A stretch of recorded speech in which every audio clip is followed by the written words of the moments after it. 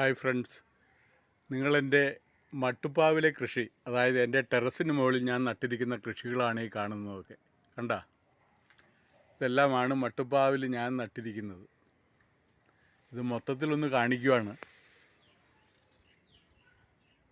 കണ്ട, ഇന്ന് ഞാൻ പ്രത്യേകിച്ച് പറയാൻ പോകുന്ന പാവൽ കൃഷിയെ പറ്റിയാണ്. ഇത് കണ്ട, പാവൽ, പാവൽ.